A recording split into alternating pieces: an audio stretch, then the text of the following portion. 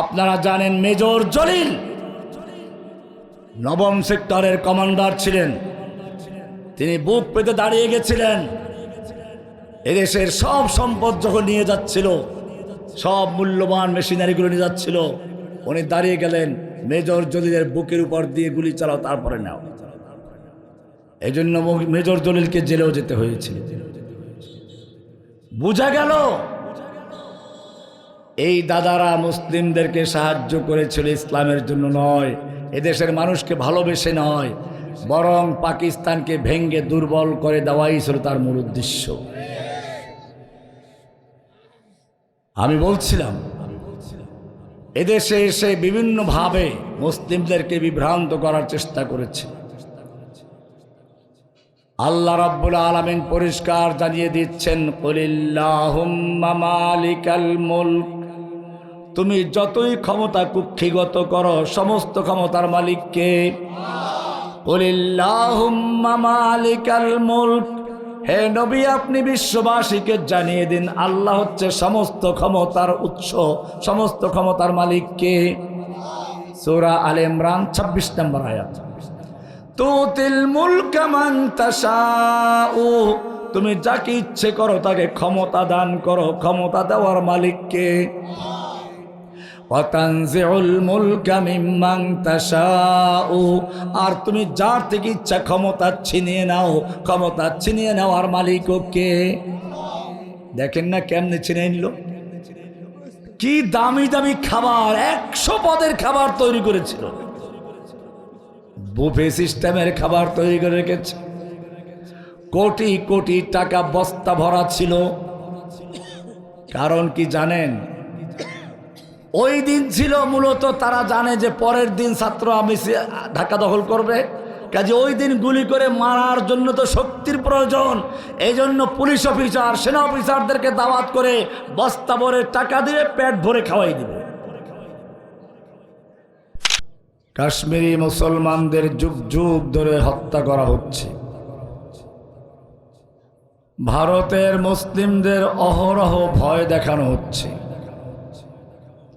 হিন্দু হিন্দি হিন্দুস্তান, জবন ভেজো পাকিস্তান, গো हमारी माता है तुम उसको खाता है, तुमको चाहिए पाकिस्तान या भेजेंगे कब्रिस्तान। এই স্লোগানগুলো দিয়ে ওরা মুসলিমদেরকে সবসময় আতঙ্কিত রাখে। আরাকানের মুসলিমদের ইতিহাস আমাদের সামনে। উইঘুর মুসলিমদেরকে উন্মুক্ত কারাগারে বন্দী করে রাখা হয়েছে। বাংলাদেশের মুসলিমদের অবস্থা আমরা জানি।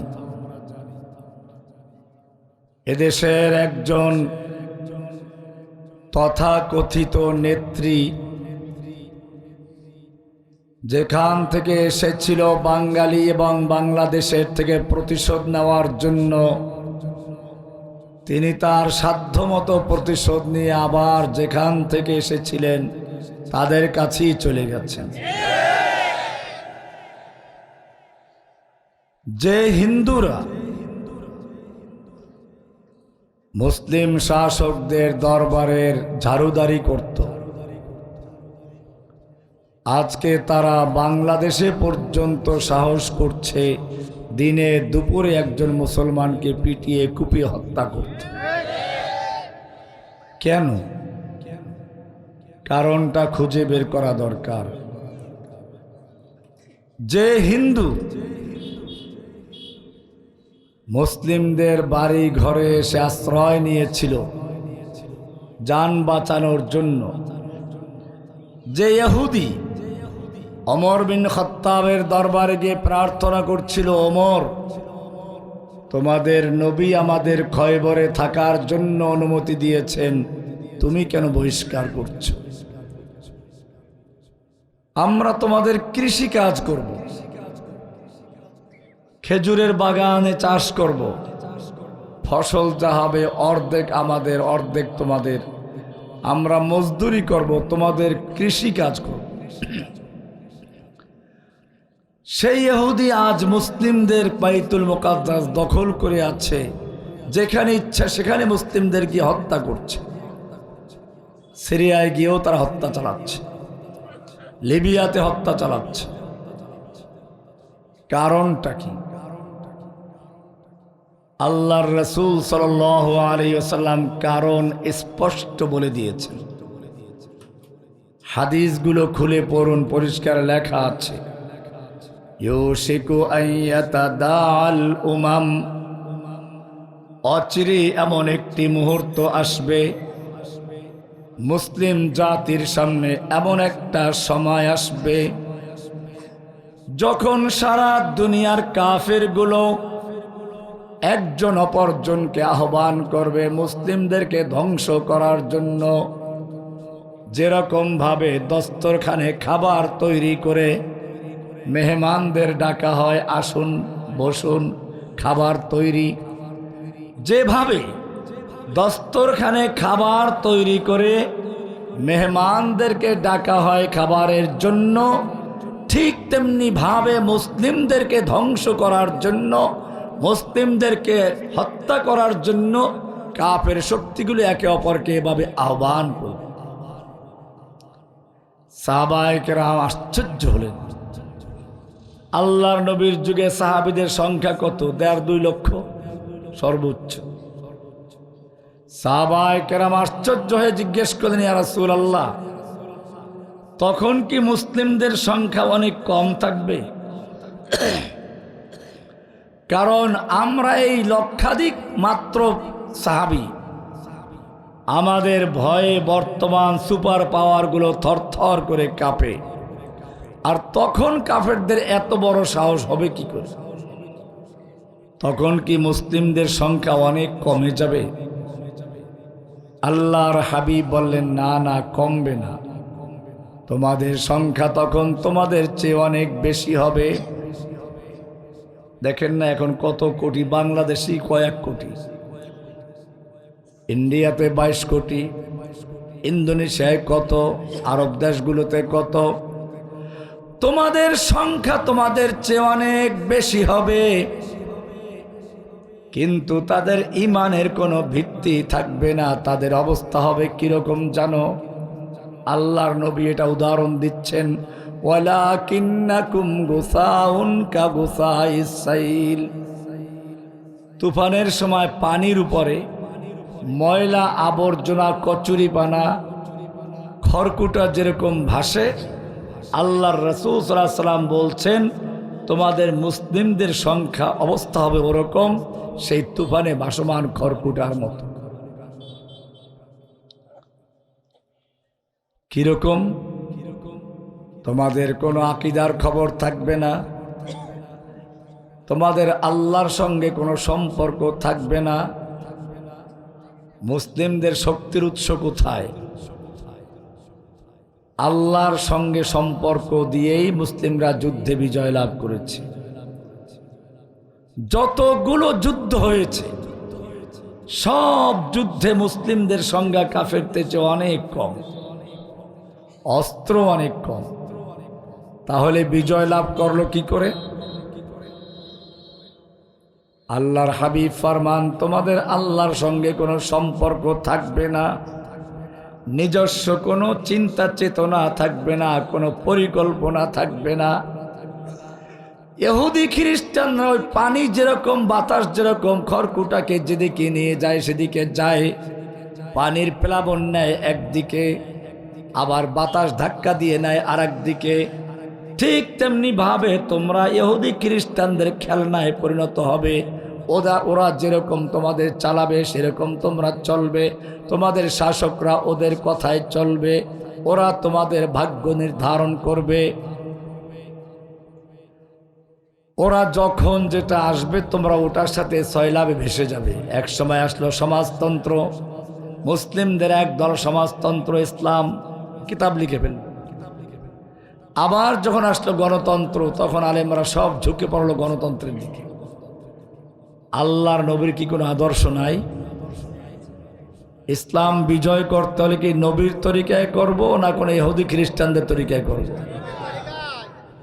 এই বাংলাদেশের যে বারবার গণতন্ত্র ধ্বংস হয়, গলা চিপে ধরে এক একজনে, বিজয়টা কি গণতান্ত্রিক প্রক্রিয়া আসে না অন্য প্রক্রিয়া আসে?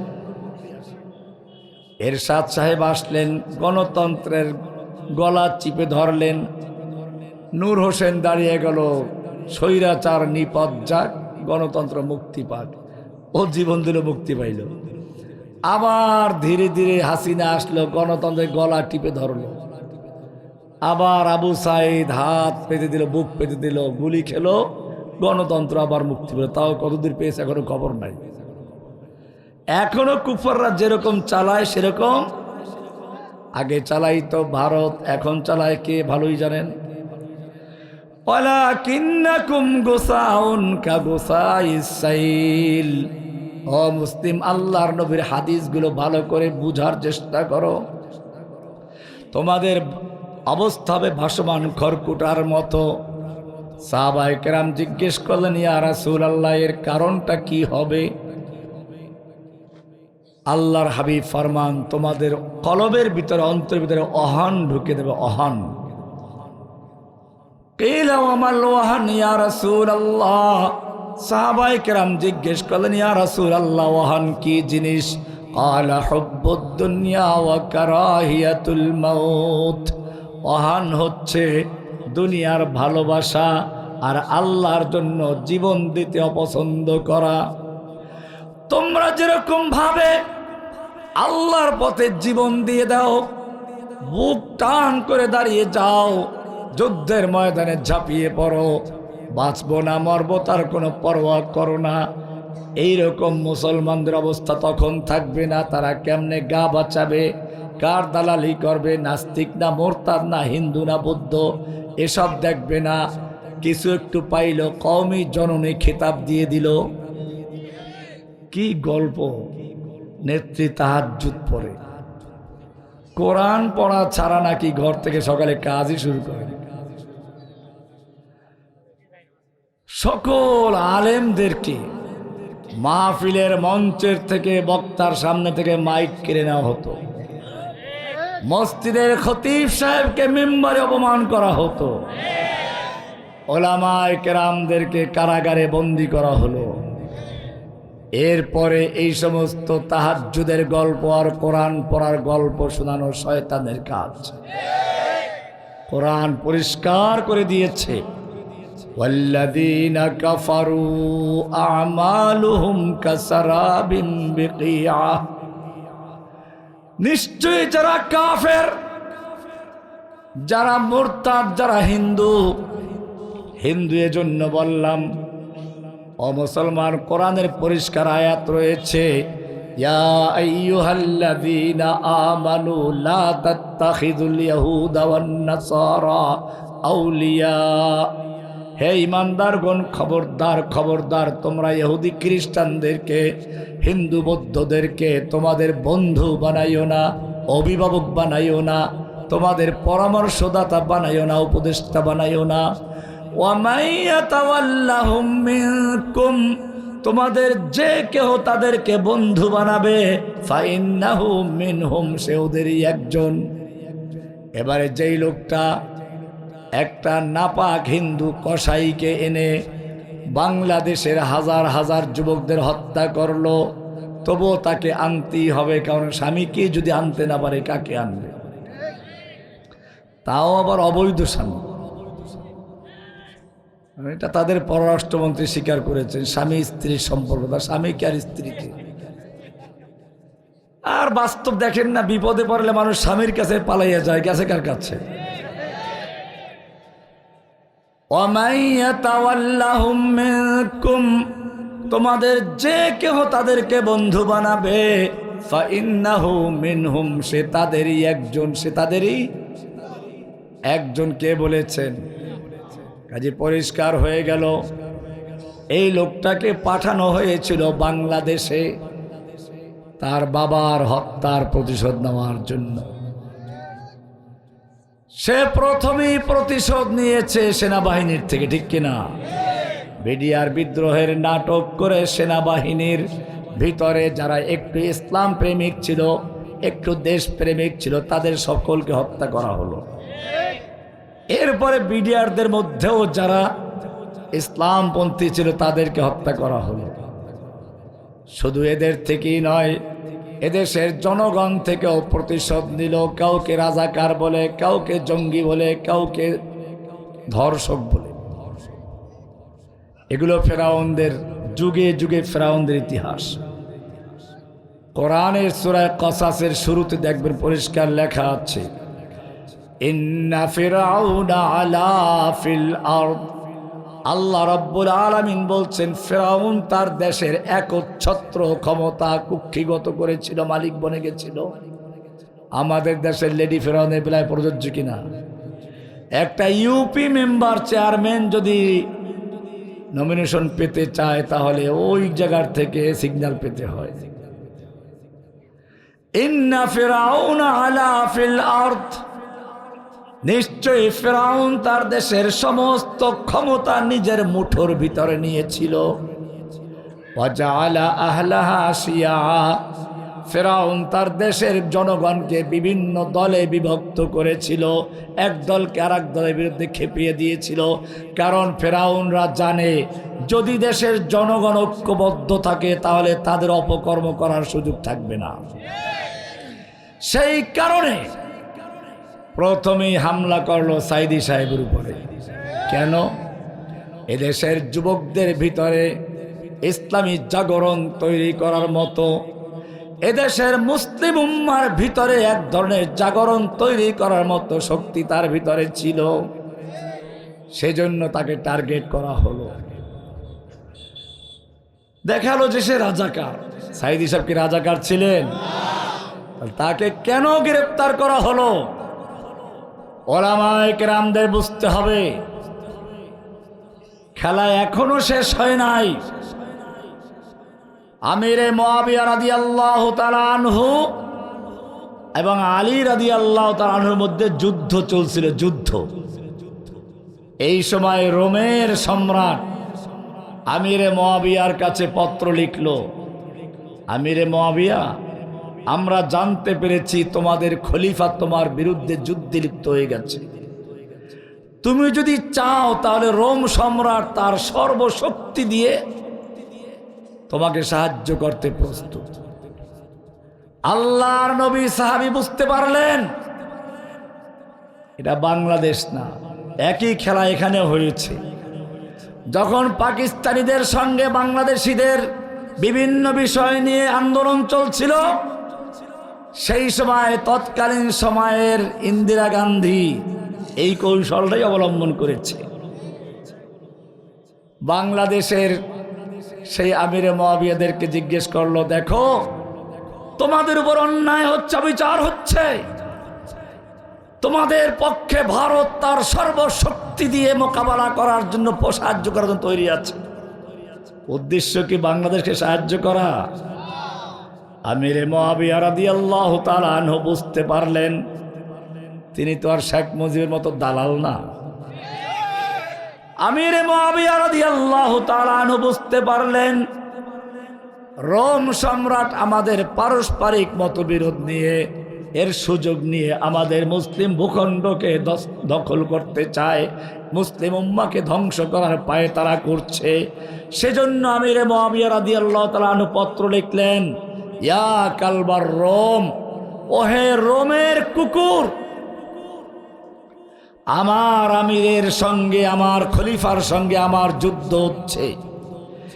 এই সুযোগ নিয়ে যদি মুসলিম ভূখণ্ডের দিকে এক পা বাড়াও, জেনে রাখবি আলীর পক্ষে যুদ্ধ করতে গিয়ে যেই লোকটা প্রথম শহীদ হবে সেই লোকটা আমিরে মুআবিয়া রাদিয়াল্লাহু তাআলা আনহু। এক হুঙ্কারে কুফফারদের সব চক্রান্ত ভেস্তে গেল। কিন্তু বাংলাদেশের যে লোকটাকে প্রস্তাব করলো সে তো আর বুঝে নাই, সে মনে করলো হিন্দু আমার বন্ধু। হিন্দু কখনো মুসলিমদের বন্ধু হতে পারে? আল্লাহ নিজে বলেছেন, বাদুহুম আউলিয়াউ বাদ, ওরা একে অপরের বন্ধু, তোমাদের বন্ধু নয়। ওয়ামান ইয়াতাওয়াল্লাহুম মিনকুম, তোমাদের যে কেহ তাদেরকে বন্ধু বানাবে, ফাইন্নাহু মিনহুম, সে ওদেরই একজন। কিন্তু সেই হিন্দু নাস্তিক নাস্তিক এই জন্য বললাম, আপনার কারণ আবার জিজ্ঞেস করতে পারেন। আওয়ামী লীগ পার্টির নাম ছিল কি আপনারা জানেন? আওয়ামী মুসলিম লীগ। তাহলে কেউ যদি স্বেচ্ছায়, আপনি যদি স্বেচ্ছায় দাঁড়িয়ে বলেন আমি মুসলিম না, তাহলে আপনাকে জোর করে মুসলিম বানান যাবে? যেদিন থেকে আওয়ামী লীগ তার দলের নামের থেকে মুসলিম শব্দ বাদ দিয়েছে, সেদিন স্বেচ্ছায় সজ্ঞানে ইসলাম ধর্ম ত্যাগ করে মুরতাদ হয়ে গেছে, কাফের হয়ে গেছে, মুশরিক হয়ে গেছে, মুসলিম আর থাকে নাই। সুতরাং দলীয়ভাবে দল হিসেবে আওয়ামী লীগ কাফের, মুরতাদ সংগঠন। এই দলকে বুঝে শুনে যদি কেউ গ্রহণ করে তাহলে সেও মুরতাদ, সেও কাফের। তবে না বুঝে করলে আমি তার যে কাফের বলতেছি না। ওদের আলাদা ধর্ম, ওদের চক্রান্ত অনেক গভীর ছিল। আপনারা দেখেছেন আল্লাহু আকবার তাকবীর তারা সহ্য করে নাই। কারণ কি জানেন? তারা তো কালেমাকে পরিবর্তন করেছিল কৌশলে, তুমি বুঝতে পারো নাই। ইসলামের কালেমা হচ্ছে লা ইলাহা ইল্লাল্লাহ, আল্লাহু আকবার, মানে আল্লাহ সবচেয়ে বড়, আল্লাহর জয়, আল্লাহর বড়ত্ব ঘোষণা করবে। সেই জায়গায় তারা লা ইলাহা ইল্লাল্লাহ বাদ দিয়ে, আল্লাহু আকবার বাদ দিয়ে কালেমার প্রথম অংশ লা ইলাহার জায়গায় বসাইল জয় বাংলা। কি বসাইল? জয় বাংলা। এটা কালেমা লা ইলাহা ইল্লাল্লাহর পরিবর্তে এবারে মুহাম্মাদুর রাসূলুল্লাহর কি হবে? এটা আর এক অংশ। মুসলিম ভালো করে বুঝে রাখো। তুমি যদি বুঝতে না পারো তাহলে স্লোগানটা ভালো করে খেয়াল করো। রাস্তার মোড়ে মোড়ে মূর্তি, অফিসে মূর্তি, সচিবালয়ে মূর্তি, সংসদে মূর্তি, ঘরে মূর্তি, বাইরে মূর্তি, সব জায়গায় একটা মূর্তিকে মানুষের অন্তরে বসাবার জন্য চক্রান্ত করলো। অন্তরায় হলো দেশের মানুষ মুসলিম আল্লাহর রসুলকে ভালোবাসে। আব্রাহা যখন খানায় কাবা নির্মাণ করলো, একটা নতুন কাবা বানাইলো, তার কাবা কেউ যায় না। চিন্তা করলো ওই পুরান কাবা থাকলে তো আমার কাবায় কেউ আসবে না, সেই জন্য পুরান কাবা ভাঙ্গার চক্রান্ত করলো।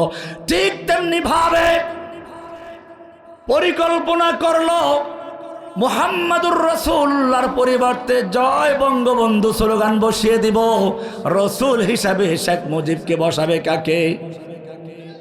ওদের নবীকে, নবী রসুলকে। বোঝেন নাই? পুরা কালেমাকে পরিবর্তন করতে হবে, সেজন্য বাধা হচ্ছে আল্লাহর নবী।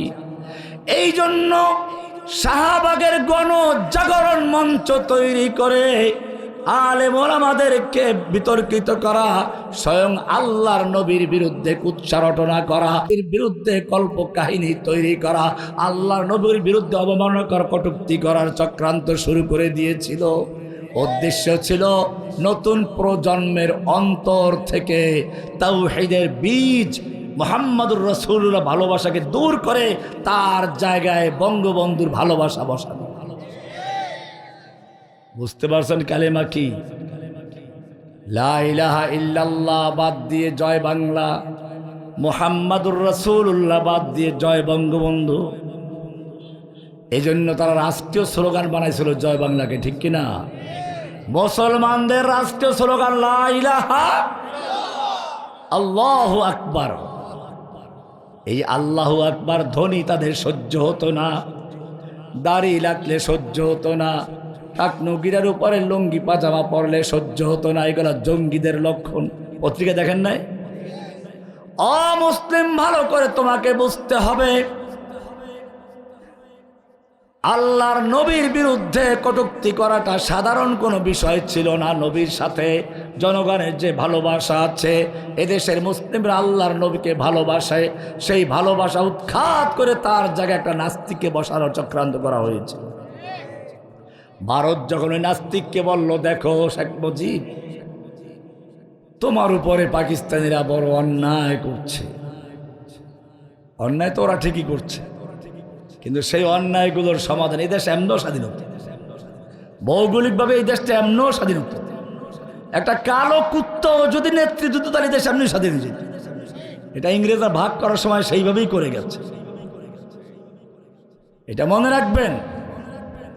ভারতকে যেভাবে পূজা করা হয়েছে, ভারত বাংলাদেশের স্বার্থে স্বাধীনতা যুদ্ধে সাহায্য করে নাই, বরং পাকিস্তানকে ভেঙ্গে টুকরো টুকরো করার জন্য, বাংলাদেশকে তার অধীনস্থ করার জন্য সেদিন এদেশে সাহায্য করেছিল।